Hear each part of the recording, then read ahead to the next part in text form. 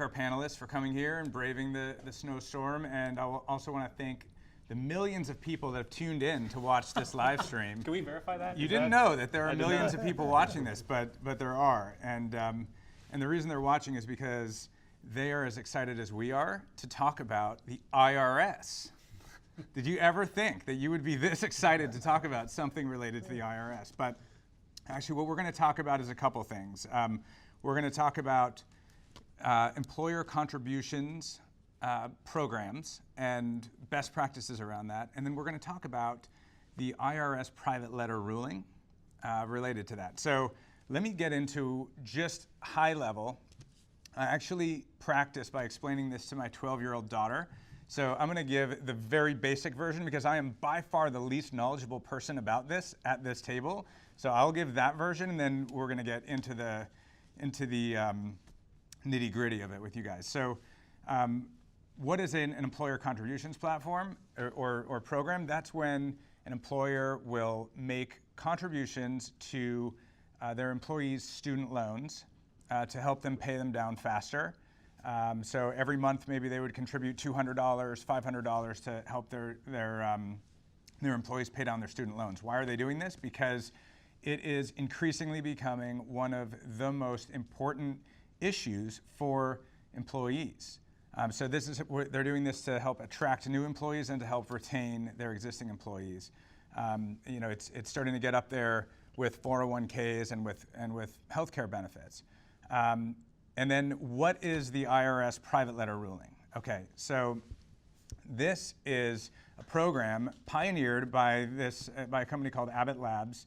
And what they were able to get is a private letter ruling from the IRS that told them that the way they'd structured their plan was actually tax advantaged. And so what that means is, the way they structured it is an employee pays or contributes to their own student loan payment. So as long as an employee is paying down a certain amount of their student loan every month, then what Abbott can do is they can contribute a matching amount to that borrower's 401k. And so the reason that is important is because 401k contributions and matching is tax advantage. It's pre-tax. And so what that enables them to do is, whereas if they were to just contribute to the student loan, it would not be tax advantage, it would be post-tax, so it would really be half as much of the benefit by contributing to the 401k. By contributing that match to the 401k, they're able to make it pre-tax. So this, as nuanced as that sounds, this was actually your 12-year-old got that, though. She got that. She was like, okay, yeah. I got that. So as nuanced as it sounds, this is actually what I believe a real turning point. We here at SoFi have been talking to our employer partners for years about contributions programs, and they have not really adopted it in any kind of mass way yet. And it wasn't until this private letter ruling came out a few months ago, we all of a sudden started getting calls and all kinds of inbound. I mean, no one ever wanted to talk to us until this private letter ruling came out, and then all of a sudden our phone was ringing off the hook. And not everybody is just jumping on board right away. They've got a lot of questions, so that's why we're here, right? To try to demystify some of that stuff. I want to do introductions. I'll start with myself, and then get to you guys. One thing I want to say is we do have the ability for the millions of people in the audience to ask questions. So there's a little panel on the right side of the live stream. So if you have questions at any point, just ask them there. We have people here that are going to write them down, and then we'll try to take some time at the end to ask those questions. Okay, so my name is Bob Book. I'm the VP of SoFi at Work, which is our program here at SoFi. It's our B2B program. We work with employer partners, and we offer them a student loan contributions platform. So it's a way to sort of administer this type of benefit should these companies choose to do that, whether it's the model where you contribute through the 401k or contribute directly to paying down. We also offer a student loan refinancing benefit. So that's where we'll offer sort of a special, either a discount rate or a welcome bonus to people who refinance their student loans through these corporations. It's a great benefit that corporations can offer without having to actually contribute any money themselves. So that's my role here, and let me kick it over to you, Kyle. Sure, thanks. I'm Kyle Healy. I'm the Vice President of Corporate Development at NFP. So we're a total rewards consultant. We specialize in helping mid-market and large organizations design programs to help them attract and retain top talent. Obviously, as you pointed out, student loan benefits, whether it be in refinance or repayment, have been such a hot topic lately. We've been dealing with a lot of that, speaking on panels about it, giving presentations around it, meeting with clients about it. And so here to talk about kind of what we're seeing in the market, why it's becoming so popular. Great. I'm Nat Hoops. I run the Marketplace Lending Association as its executive director. We represent about 25 companies in the new digital lending space, including SoFi, Common Bond, and others that are offering student loan refinancing. And we are helping navigate Washington and provide perspectives on, both what's happening on Capitol Hill, what's happening at the IRS, what's happening at the Treasury Department. As they kind of grapple with the real major change that's impacting millions of Americans as they enter their working lives, which is that they're burdened with student loan debt to a degree to which parents and parents are never faced. So that's obviously a hot topic these days in a broader way, and now this recent ruling has really driven a lot of conversation in Washington. Hi, I'm Rob Lavitt. I'm General Counsel at SoFi. I'm in charge of the legal area, the compliance area, and also government relations. I've been at SoFi for 6 years, so almost from the beginning. And prior to that, I had a 16-year career at Sallie Mae, where I was the General Counsel. Sallie Mae was, at that time, the largest provider of education financing solutions. So I became interested in this issue back in 2014. Had discussions with Senator Warner's staff, and we together came up with the first language of what became Senate Bill 796, and then a parallel bill in the House. And basically, I looked at the Internal Revenue Code and the provision that allows employers to give a tax-free benefit of $5,250 a year to employees who are going back to school. And the theory was, companies have a lot of millennial employees burdened, as Nat said, with tremendous student loan debt. Why not provide a benefit for people who've already gone to school and have that burden of student loan debt that's preventing them from participating in 401ks or other plans? And so that was the genesis of the bill. And so I'm pleased that we're here today talking about this important topic. Hey Bob, I'm Dave Amendola, Willis Towers Watson, large consulting company. We work with a lot of different clients, a lot of different companies. I've been in the industry for about 21 years. First half of that, I was an ERISA attorney, compliance attorney. So a lot of the nitty gritty that goes into this was up my alley. And then the last about half of my career have been on the consulting side. And my current role at Willis Towers Watson is intellectual capital leader for our benefits advisory and compliance group. And in that role, over the last probably 3-4 months, been spending just a ton of time consulting with our clients and frankly our consultants internally as well on this topic. We've just had an incredible amount of interest, what you were saying earlier, the interest in the activity level on this topic since really we got wind of the private letter ruling before it was publicly released. And then once it came out in, I think it was August, floodgates opened, and there's just been a lot of conversations and activity around it. But I think we're going to talk about this evening sort of some of the nuances around it and kind of what it is and what it isn't. So looking forward to it. Great. Well, thanks again for being here. So let's jump right into it. Okay, so let's get real for a second. All right? Yes, phones are ringing off the hook. Everybody wants to do this. How many people are actually doing this? And this I'll ask to Kyle and you, David. Are people just excited about this, or are people really adopting this?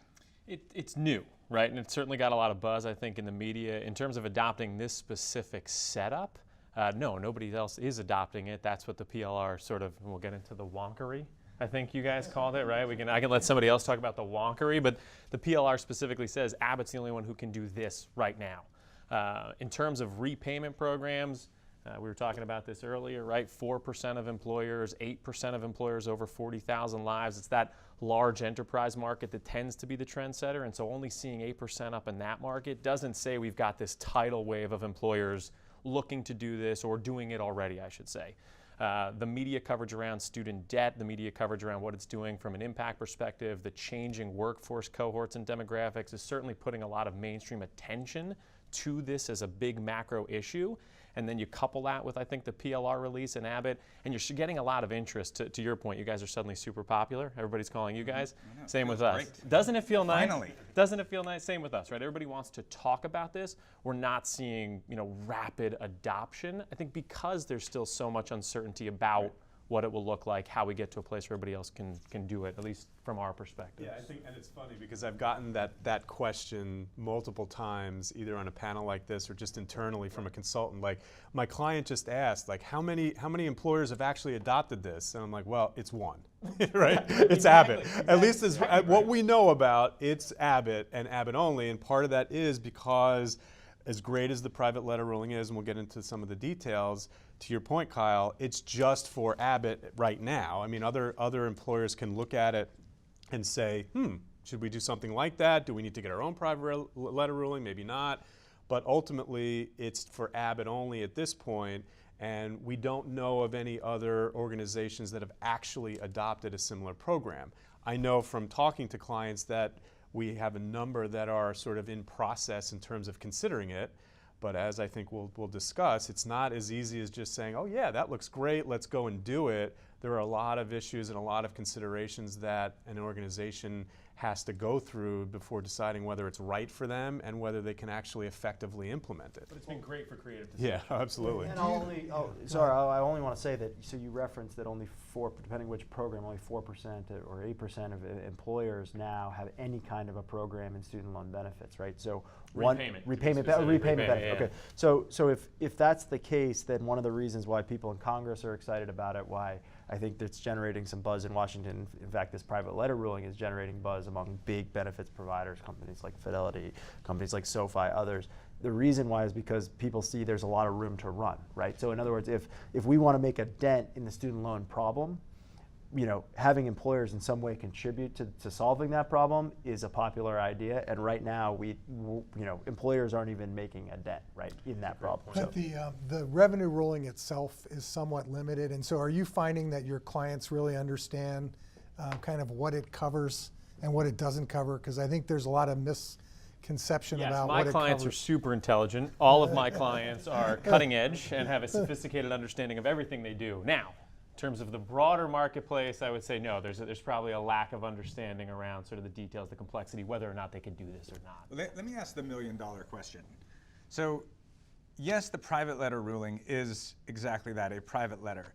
But can a corporation, based off of that, just say, well, since that is okay, can they just do that and just roll the dice? In the room, right? They can. It's just a matter of basically what their risk profile is, right? And what type of design makes sense to them. So basically, if I'm another organization and I mirror Abbott's design, I'm likely, or at least I have a better chance of saying, I think I'm okay doing that without going to the IRS, requesting a private letter ruling for ourselves and waiting the 6 to 8 to 9 months and spending the money to do all that.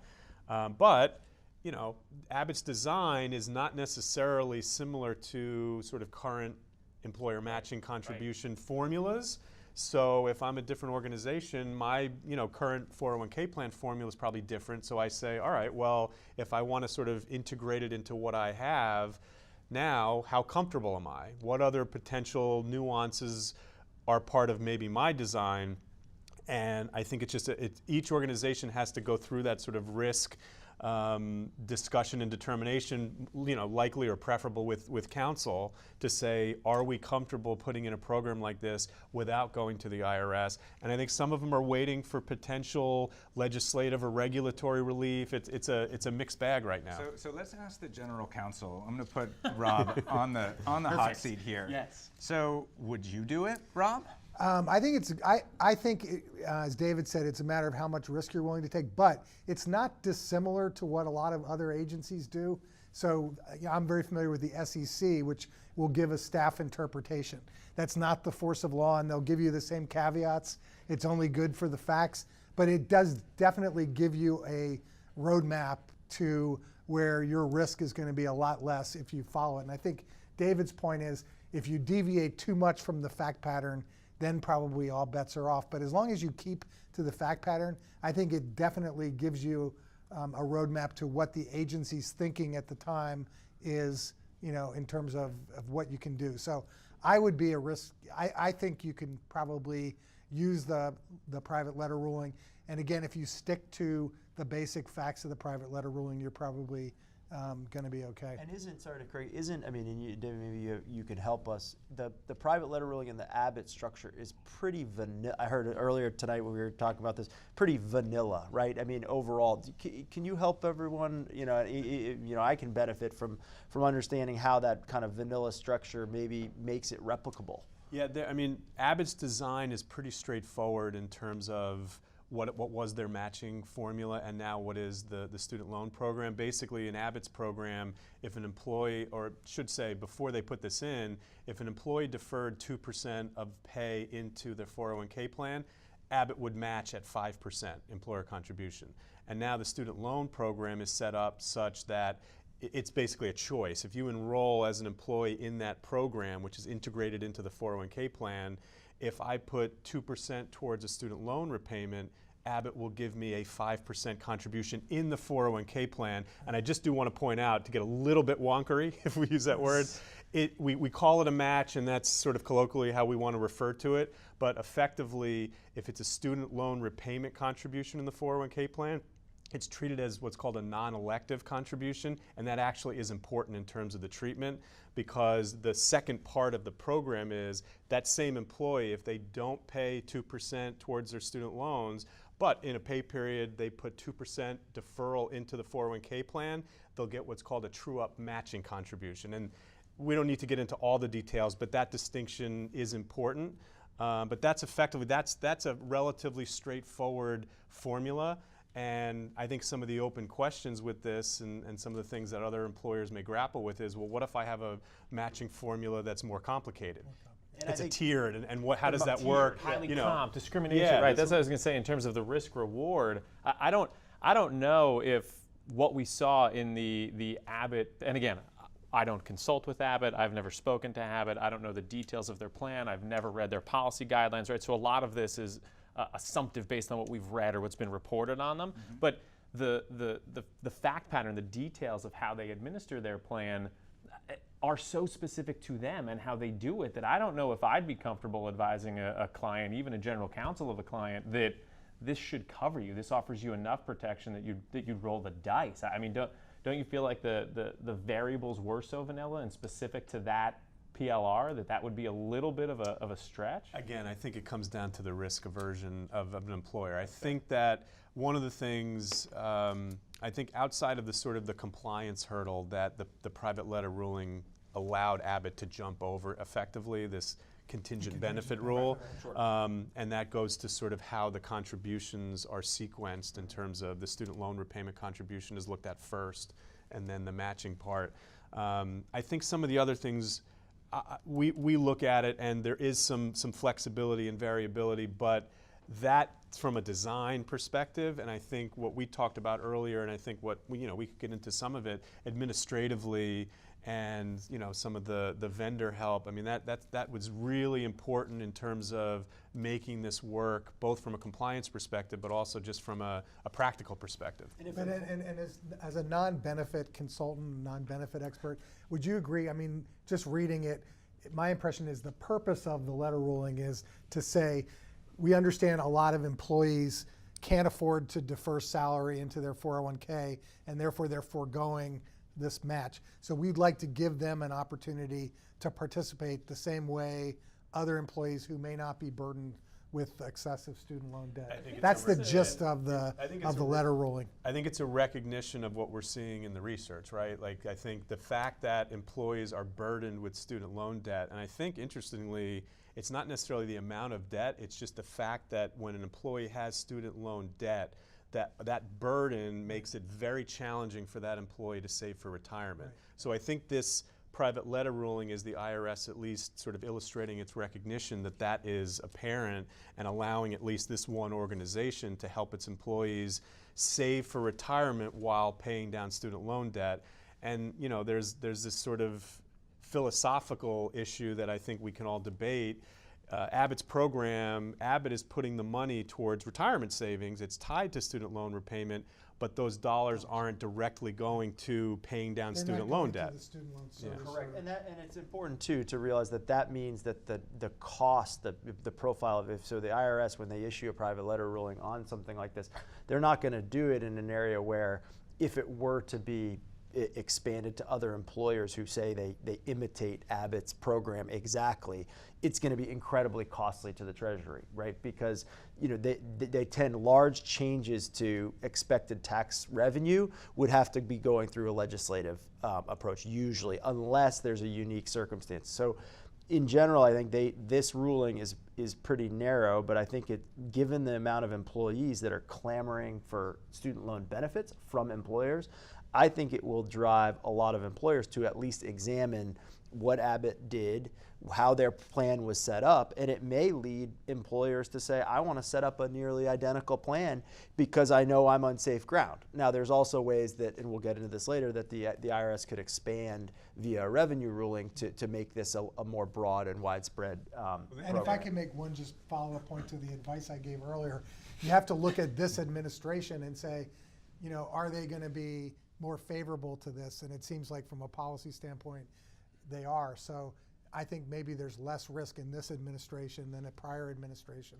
So let me ask one sort of a practical question here. So we talked about, you know, should you do this without a private letter ruling? I think the answer is maybe. Rob would, maybe, but so you heard it here. SoFi is going to be doing this for our own employees. There's a lot of employees watching out there, by the way, right, I believe. Yeah. I think that's the, right? Those are part of the million people. And this is not legal advice. Just a disclaimer. We'll add those in post-production. Yeah. So, but here's the question. So what about getting a private letter ruling? So yes, maybe you do it without one. What is that process? Would you advise going through that process? How painful is it? You mentioned it takes 6 to 9 months. Is that really all it takes, or what is that like? Wonkery?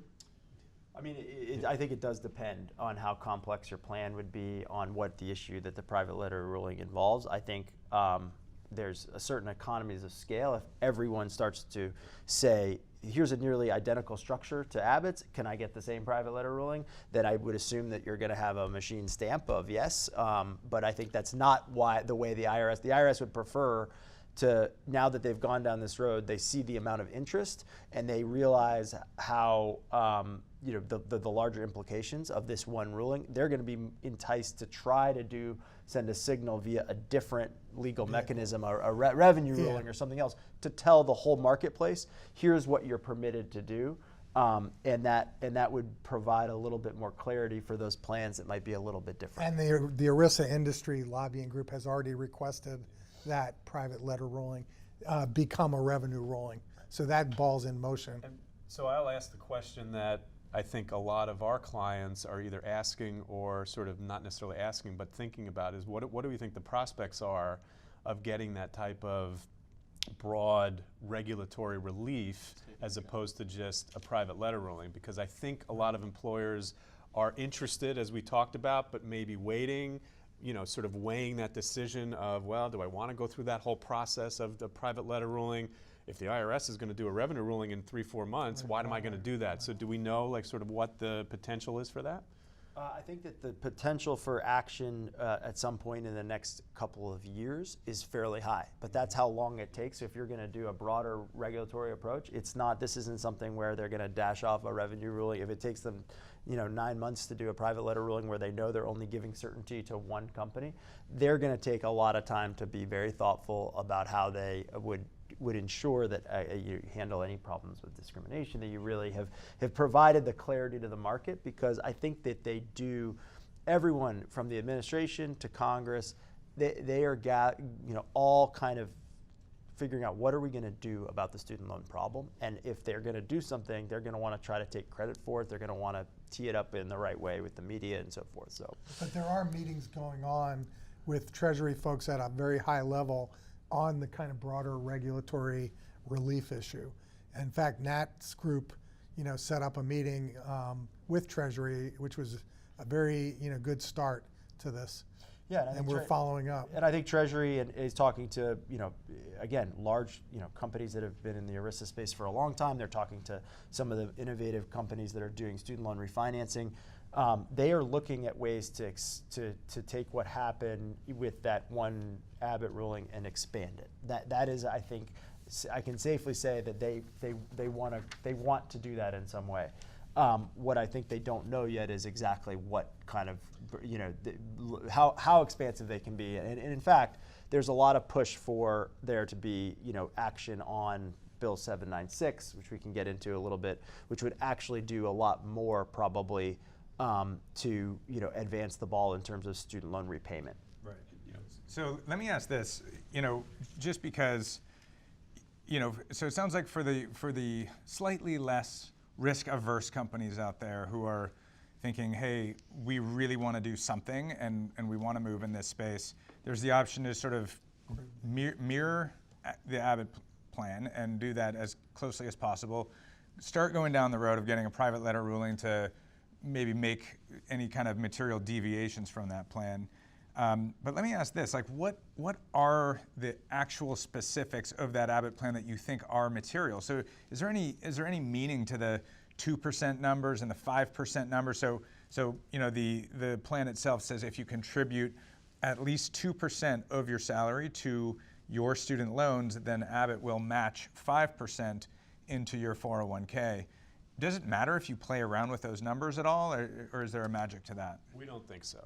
We don't believe that the actual design that Abbott Labs had was critical to the IRS approving it through the private letter ruling. Again, I think the critical point is the structure of the contributions and how they are sequenced. Just going back to, you determine whether an individual employee has made the requisite student loan repayment and thus gets the, in Abbott's case, non-elective 5% contribution, and that employee, importantly, can defer money into the 401k plan regardless of making that student loan repayment, and that, I believe, is the critical piece of the private letter ruling. So, and again, it goes to the risk, right? Like if you're not designing it like Abbott, there's a risk that the IRS may come back and say, well, we didn't say that it wasn't important. But in our interpretation, and we were able to informally talk to the individual at the IRS who authored the private letter ruling, it does not appear that there's magic to the Abbott. It just happened to be Abbott's matching contribution formula. That's what they were. They're right. So that's what they were doing for 401k. They were saying if you contribute at least 2% to got your a 5% 401k, match. you'll get a 5% match. Let's talk about some of the issues from that, David, and that is, there are complications. Like, for example, how does the employer verify that the employee made the student loan payment? More importantly, does it have to be a student loan payment on a particular loan? Does it have to be a payment on a qualified education loan? What if it's a non-qualified education loan? Those are kinds of issues that are up, still. Yeah. Dealing with those administrative questions, because it is, we were talking about this earlier too, right? Beyond just being able to do it, whether you should do it or not, then the actual execution and administration of that design once it's in place. Beyond that, you guys mentioned something earlier that I wanted to key on. Abbott clearly had a set of data or some parameters that led them to the conclusion that what they were seeing in the broader macro environment, that people were not maximizing 401k match, were not adequately prepared for retirement, that was a problem for them that needed to be addressed. They're not They just came to the conclusion internally, perhaps through whatever data they were looking at, that this was something they could do to help their employees. That might not be the case for every organization. If you don't have a large population or generational cohort of millennials or Gen Z employees that are carrying this debt, if your contribution numbers aren't showing that your employees aren't taking advantage of that full match in large enough numbers to make an impact, whatever details they saw in their plan of their employees for their specific situation led them to believe that this was a great solution. Just because it's getting a lot of press and it's interesting and it's sort of led to all this creative discussion doesn't mean that that's necessarily a problem necessary to tackle at every company. I think this actually, Bob, goes back to your point, and I think this was really important to Abbott. I'm not even sure that it was a data-driven, we have this problem. It was a attraction and retention benefit, because my understanding is they hire about 1,000 new employees globally every year, and with their industry, they hire a lot of people with student debt. And I think that component, being able to be first in market, I mean, look at all the press that they're getting. Every one of these panels, Abbott Labs, Abbott Labs, Abbott Labs, they're getting this huge benefit. And I think other employers, we've talked to clients who have asked the question, they've even said, well, we don't even know if we have a student debt problem. And one of them even said, you know what? Not that I don't care, but it's a really interesting attraction and retention tool. Even if we don't have the problem, we may want to go forward with something similar. Even that is organizationally specific, right? The absolutely. idea that you might offer a benefit that is literally just for PR, for splashiness, right? But I mean, it matters. I think it matters because I talked to one large employer who said that they've implemented a student loan, benefit, and they saw, a major increase in retention, right? And to them, it was worth. When you talk about the retraining costs and all the work of onboarding and all that, I mean, it was worth it for that alone, right? So I think you're right that there's a PR, point of view, but where PR ends and what's good policy for a company is, can be can't argue the stats, right? 35% of the American workforce is now millennial. We've got over $1.5 trillion in student loan debt walking around. 11% of student loan debt holders are in delinquency 90 days or more, right? Like, nobody can argue that the macro circumstances suggest this should be a problem. I'm just saying that Abbott clearly identified there was a reason for them to do this, to go through the hurdles, to figure out not only how to get the PLR, but then administratively execute on it. That doesn't mean every company should run out and do it exactly as Abbott did. So I want to shift gears a little bit. So we've been talking a lot about the, this private letter ruling. Let's talk about the other option, right? Which is just to contribute post-tax to employees' student loans and to repayment. I'm wondering if you guys can speak a little bit to what are the best practices there. If you're not going to go with the, follow Abbott or do that for PR or whatever, right? What about just contributing directly to student loans? What are you seeing out there in terms of the most effective plan designs and how people are doing that? I mean, we're not seeing a lot of people doing it, as we talked about earlier. So effective plan designs, I think it's a bit of a hodgepodge, a little bit of a grab bag right now. We haven't seen a baseline or sort of a best practice even established yet. I'd say there's organizations like Fidelity, some other large employers that have some plans in place. They've arrived at sort of a survey-based number. Right? They kind of calculated based on employee surveys what a number that would be impactful to the employee is and gone that route. Which is obviously a good thing to do. You're trying to get value, and so if the employee says this is valuable, great benchmark to set, but I wouldn't. I think the lack of tax advantage has really made it difficult for employers. Agreed. And that's been one of the big arguments we've made on the legislative side and pushing for the legislation. But I think that's been the main detriment to widespread adoption. But because the company. We have seen it, though, and we're seeing it increasingly, and in particular, in areas where I think for attracting talent, where they're having a specific pain point attracting talent. And so one of the things we've seen is people are targeting certain, certain people within their organization. So it might be we're having a hard time attracting nurses, or it might even be geographical, in certain areas, or dentists, or we're seeing it with engineers.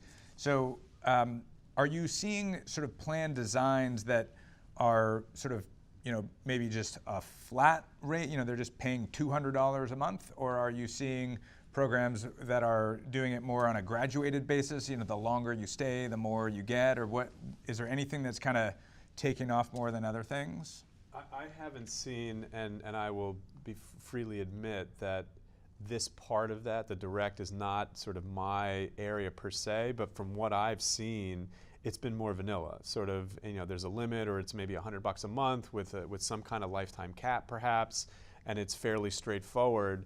And I think I would say that even without Abbott, if Abbott had not happened, I think that there still would have been an increase. I think we would have seen the percentages rise just again because this is such a huge issue, student loan debt.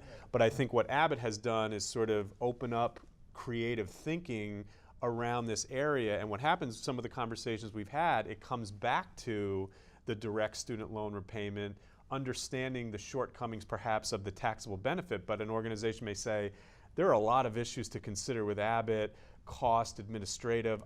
We're not ready for that. So let's start with the direct payment.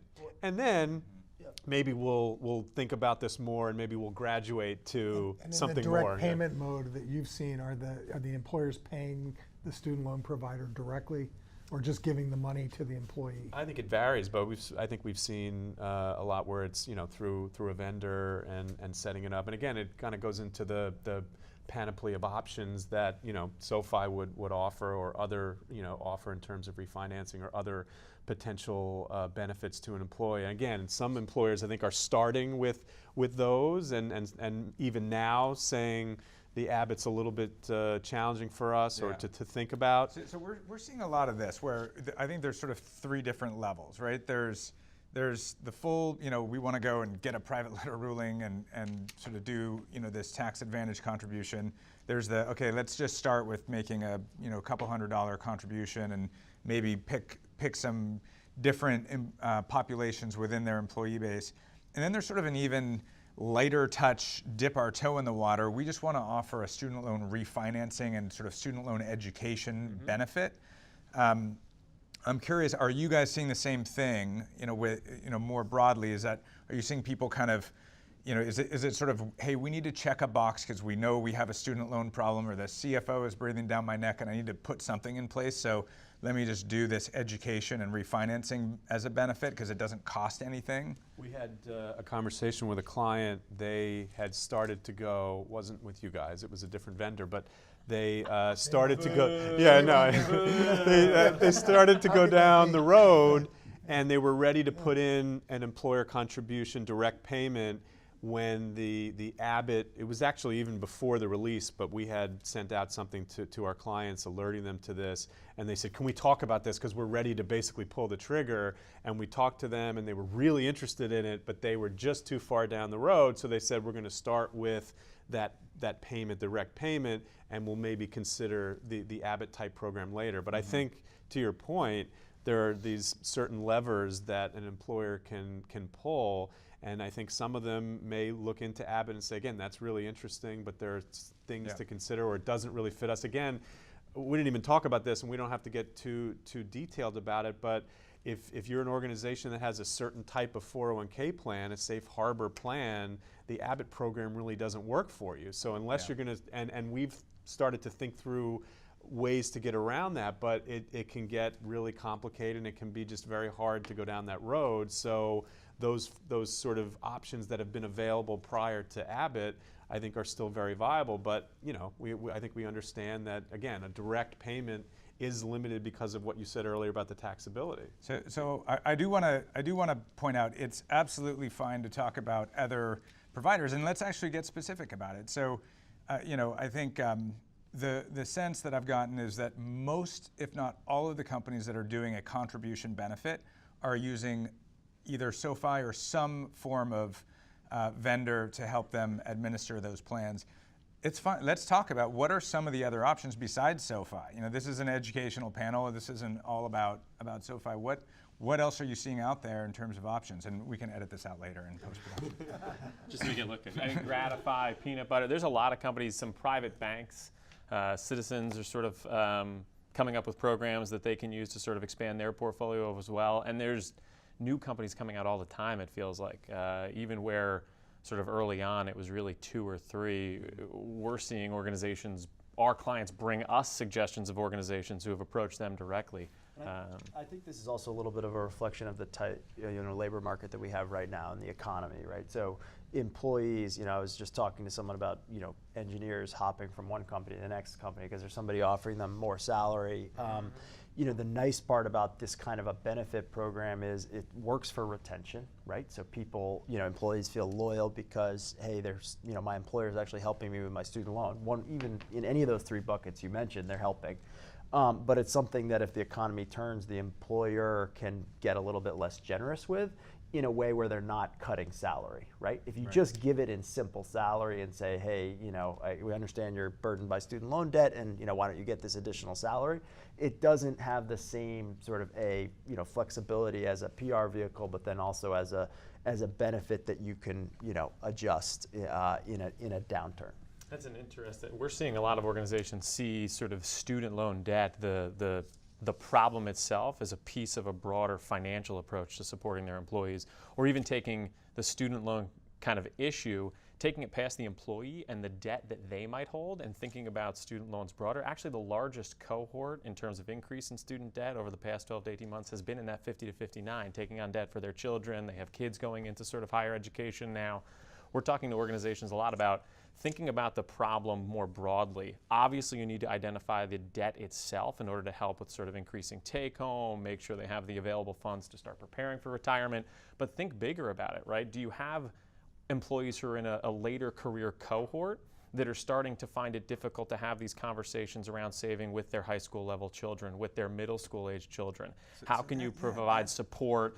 Are those employees talking to their kids about the value of a four-year college degree, right? Are they looking at the ROI around achieving a college degree, actually taking on the debt? Do they understand which jobs they should be going into? Can you, as the employer, provide almost consulting-based financial wellness type support to the employee to help them educate their children around that? Or even beyond that, make sure they start to save for, I have a 2-year-old. Does my employer have a 529 option that can help me start setting aside? I hope he's going to go to college. I'm not going to I hope he's going to go to college.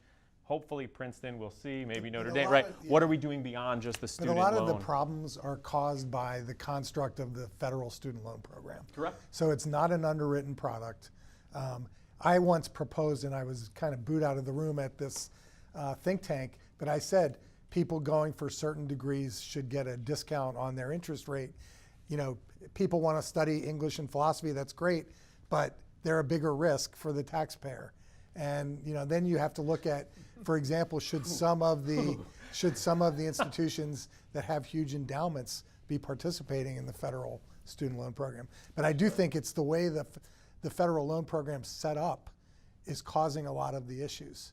And you mentioned 11% of people are delinquent, which is, a staggering number. So we have this one. I don't want to ignore a big piece of legislation that has a decent chance of passing in lame duck. I wouldn't want to put too high a percentage chance, but definitely a decent chance in the next couple of years, which is if we're going to address this $1.5 trillion problem and we agree that employers have a role to play, the one way we might get a lot of employers to add this benefit is if a certain amount of the benefit of a repayment of a student loan were tax advantaged, right? Sure. Were pre-tax. And right now, that's not the case in the interpretation by the IRS. The interpretation by the IRS is that only a contribution to an employee's tuition as they go back to school, or in the case of an older private letter ruling, a contribution to a student loan for a student who was going to school, actively in school,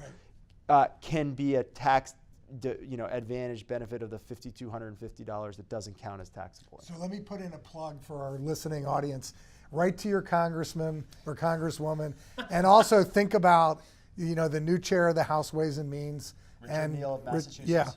So Nat and I have actually worked on this quite a bit, and we've made a lot of progress. So when you go in and talk to members of Congress about this bill, and there are two bills, there's House Bill 795 and Senate Bill 796. The thing that's unique is almost everybody loves this bill. We met with the Ways and Means minority at the time, Chief Counsel, and her reaction was, this is a no-brainer. It's one of the rare bills that has a lot of appeal on both sides of the aisle. So if you look at, the House bill has 127 co-sponsors, almost evenly divided between Republican and Democrat. And the bill has some advantages beyond that you wouldn't think. In other words, it's going to help the performance of the federal student loan portfolio, which, if you had dynamic scoring for the Congressional Budget Office, would make it a money raiser. It has basically a $3 billion cost associated with it because there is foregone tax revenue. Yes. So that's what we were trying to overcome with the bill. And that's one of the reasons why it's more likely that this change to allow for an employer to contribute on the employee's past student loan and have that count as a tax advantaged benefit, that really is something that usually people would say would need a congressional action, right? Because it's going to change materially the revenues that, on the expected revenues that come to Treasury. So, while the scoring on that, may benefit, and I think would benefit from the fact that all of a sudden employers are going to be contributing to the federal student loans that people have taken out, and therefore those 11% delinquencies may be offset by higher payments that are being made. So there's a real advantage to the taxpayer. I think there's an advantage to the employee, certainly, and in this environment, And an advantage to the employer in terms of retention. right, employee advantage to the employer, Productivity, forget right, productivity. So and also you're grappling with the same thing, right? You're encouraging people one way or another to get additional training, additional schooling, because in the event if I'm in high school and I'm applying to college and I'm taking on student loan debt, if I know that my employer could give me a benefit after I graduate and help me take care of this debt, then I'm going to continue to be ambitious in believing that I'm going to be able to handle that, right? And so Let me reel it back in from Washington D.C. and the lobbying. As fascinating as that is, and I could talk about it all day long. The message, I think, is something's going to happen, probably within the next 2 years, but it's probably not going to happen right away. But it will probably enable a tax advantage in some way of contributions directly to pay down student debt.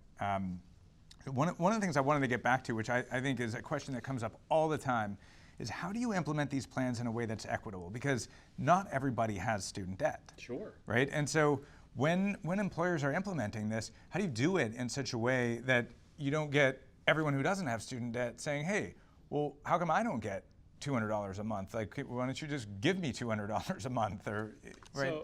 So from our perspective, and maybe just from my perspective, if you think about benefit programs as kind of like an iPhone, right? The hardware, the umbrella is sort of very scalable, but once you light it up, the apps I've downloaded, the way I've organized them are very specific to me.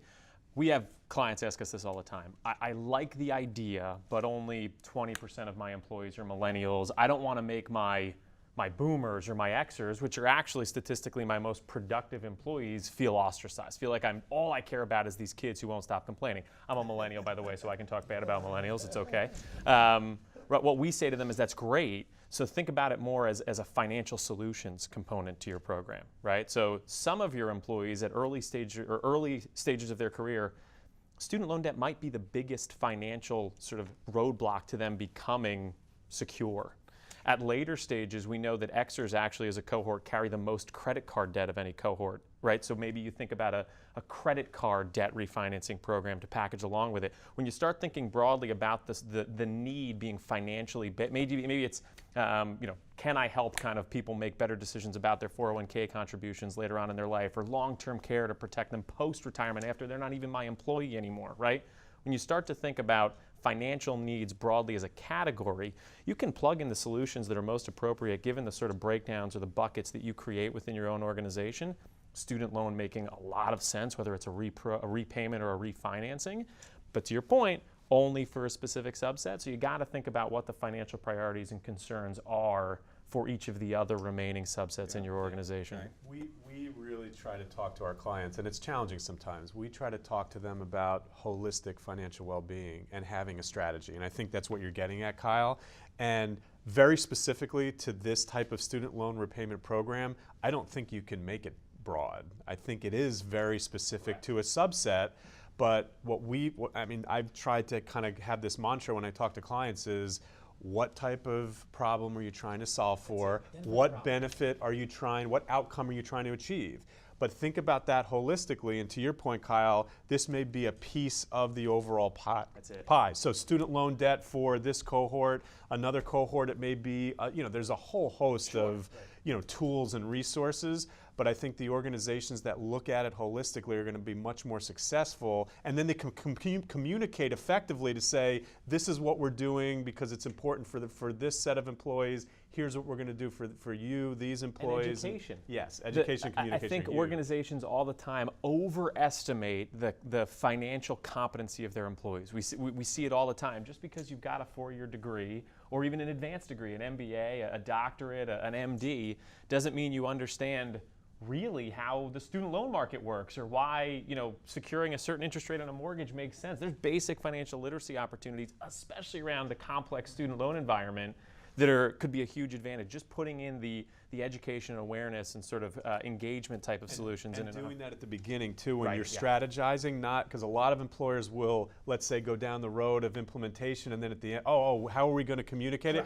No, you got to do it at the beginning and understand sort of, all right, what's the timeline? How are we going to do this? How are we, and that may inform the design too, because if you can't effectively communicate it, is it really something you should be doing? What kind of ROI are you going to get out of that? And also, look, all these Gen Xers, these boomers, they've got children, right? What's the fastest growing cohort of people with student loans? Like 50 to 59, you said? I mean, so that means that they're going to understand, people are going to understand when we have a $1.5 trillion problem, that like this is this is something that employers can really help, something that's affecting financial health and financial well-being is like the buzzword of everything. How do you make your employees feel better and truly feel like they're on top of their financial future? And I can't see any issue that probably causes more pain and more financial stress than the student loan burden that people are carrying coming out of school. So we have to get to Q&A because we have literally thousands of questions that have been flowing in from the audience. So I can't tell if you're being sarcastic or not. I don't know. That was good. Actually, I hit one of these questions already, so that's good. But one of the questions was, can you comment on considerations around if you're an employer with safe harbor 401ks? Yes, so that is a big challenge, and frankly, the Abbott program we don't think works for safe harbor. What we have started to think about is a way to potentially get to a similar result, and there could be a type of program where you utilize traditional after-tax contributions, so not Roth, not employee pre-tax deferrals, but use after-tax contributions that are contributed to the plan, matched within the safe harbor formula, and then withdrawn by the employee to then go and pay down the student loan debt. Now, there are a number of issues with that. There are compliance issues that you need to get around. No. And realistically, we think that there are, we think it's possible, and we think that there are real viable arguments for why it would work from a compliance perspective, but it would be challenging to communicate.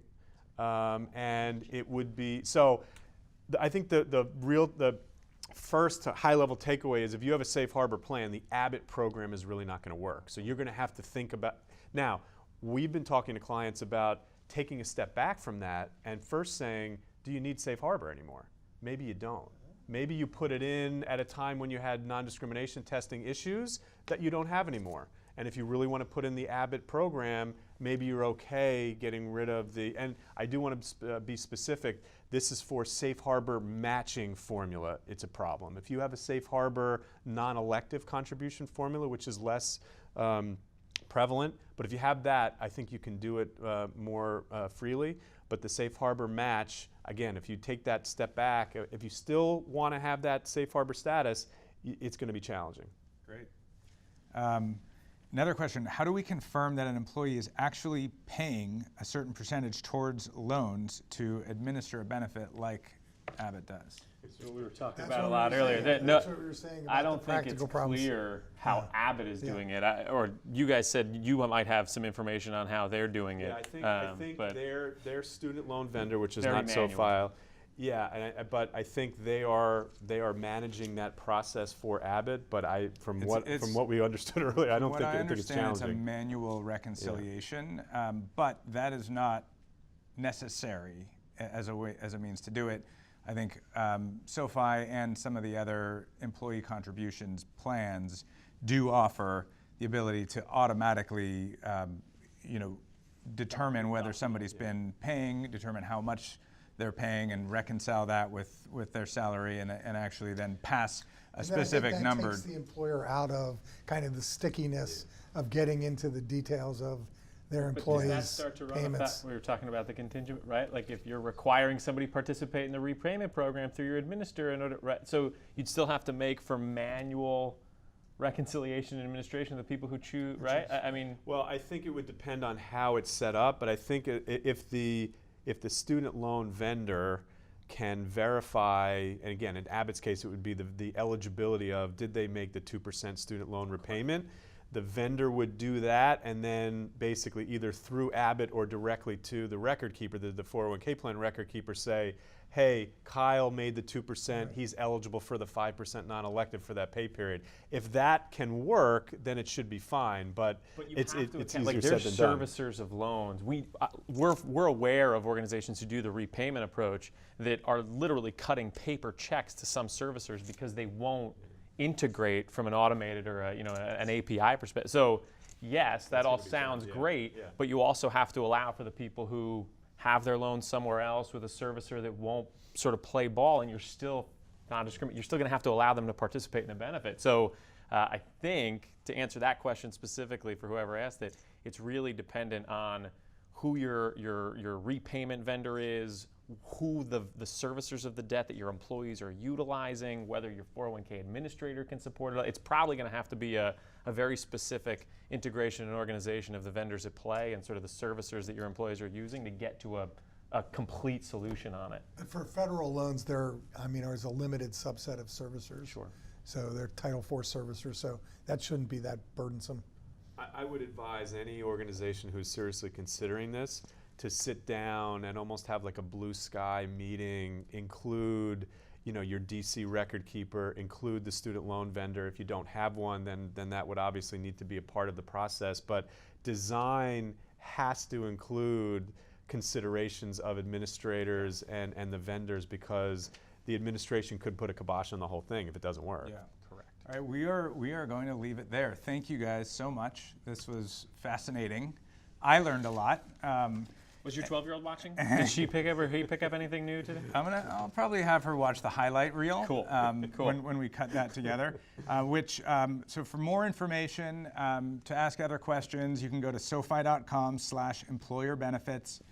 We'll have a form there, and you can fill that out, and we'll get back to you and answer any questions that came out of this. All right, great. Thanks, guys. Thank you. Thanks. Thank you. Thanks.